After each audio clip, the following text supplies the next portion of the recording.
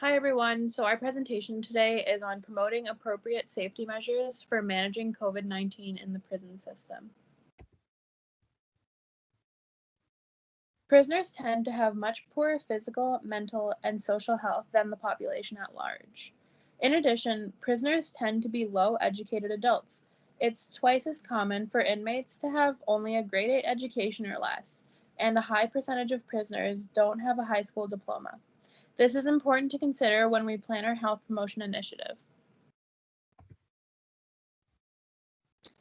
Based on the TIP theory, or theory into practice, Dr. Moreland explains that low-educated adults learn via the following.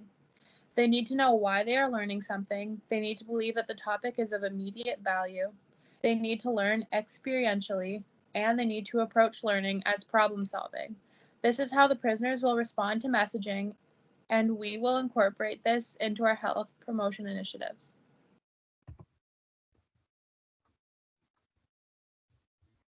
Now that we know our target audience and how they respond to messaging, let's talk about COVID-19 in the prison system.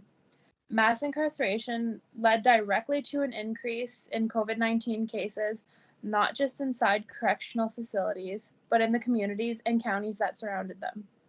Visible in the graph, in counties at the 90th percentile, which is 1.8 incarcerated persons per square mile, and 95th percentile, 3.44 per square mile, the caseload growth was significantly higher, adding 107 and 164 cases, respectively, per 100,000 residents.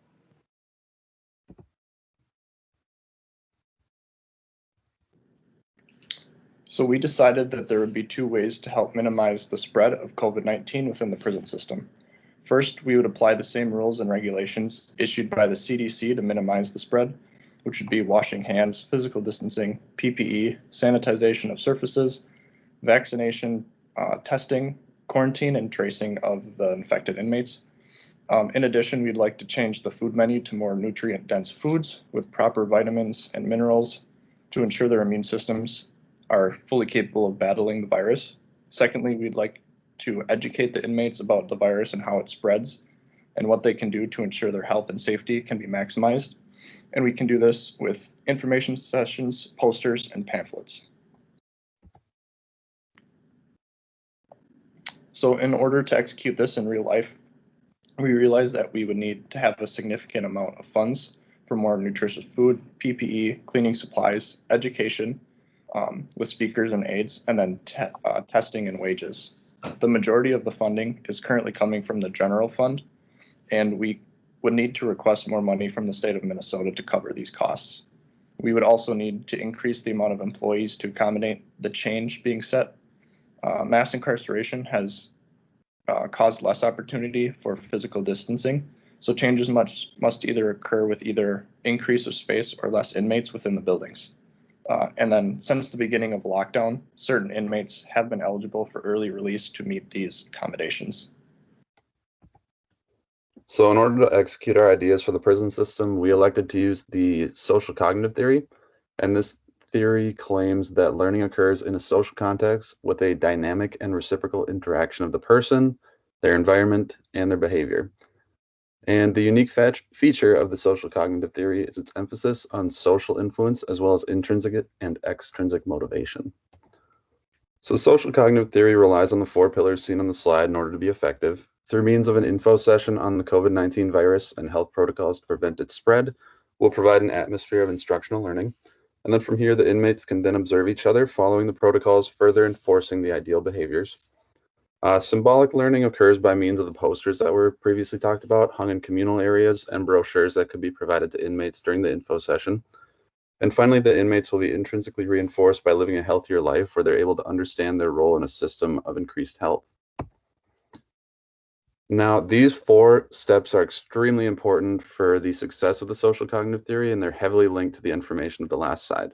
So it's very important that we keep the inmates attentive during the info session in order to understand the protocols necessary for reduced infection and transmission. Retention is amplified through direct observational learning of their peers, as well as through repeated exposure to the infographics displaying health protocols. These infographics also aid in reproduction, as the inmates have a reminder of not only how to stay healthy, but why it is important to stay healthy. And of course, motivation is a must as we need this population to remain inspired to stay healthy through the entirety of this pandemic. Motivation is intrinsic through each individual's improved health, but also extrinsically through a point system that will be put in place. To implement this change, we plan on first holding an information session for the inmates that outlines what COVID is, the severity of it, how we can combat it, and ways to support a healthy immune system. In addition, we would implement a point-based system that would incentivize good behavior in regards to recent changes. If they were caught violating the safety precautions, then they would lose points. At the end of the week, they would be given the opportunity to buy things at monetary value, such as a burrito, a new book, or vitamin C tablets. We would also hope to improve the cafeteria menu to ensure that inmates are given all of the essential vitamins and minerals to support their immune systems. Ideally, we would like to be able to give everyone vitamin C. However, if funding doesn't allow for it, then we would advise inmates to buy it for themselves with their points. With implementing these changes, we may observe behavior from inmates and prison guards that is resistant to such large changes. Another significant challenge would be finding funding for more nutrient-dense food that would support a healthy immune system. As it is, prisons have a small budget, and this funding will most likely need to be allocated at a federal level. Therefore, it may be even more troublesome to find room in the budget that incentivizes behavior with monetary value. This also may cause additional conflict due to improving the menu in the prison system, while impoverished areas outside of the prison system may struggle to find anything other than gas station food. Now that we've formulated a plan of action to manage COVID-19 in the prison system and discuss some of the potential challenges, the next step would be to evaluate the efficacy of our interventions. COVID-19 is a dynamic situation, so it can be difficult to measure the direct outcomes of each intervention, but one of the ways we can measure success is by looking at the epidemiological data. We'd want to make sure we are gathering consistent and accurate data from the prison systems regarding rates of infection, hospitalization, and deaths. Ideally, the trends of this data would be moving downward or leveling off. Another way to measure success would be through the compliance of the inmates and employees. We would hope to see short-term and long-term adherence to the safety protocols set in place, including mask wearing, proper disinfection techniques, and social distancing when possible. We would also hope to see the employees enforcing these policies and the inmates actively participating in the point system that we set up.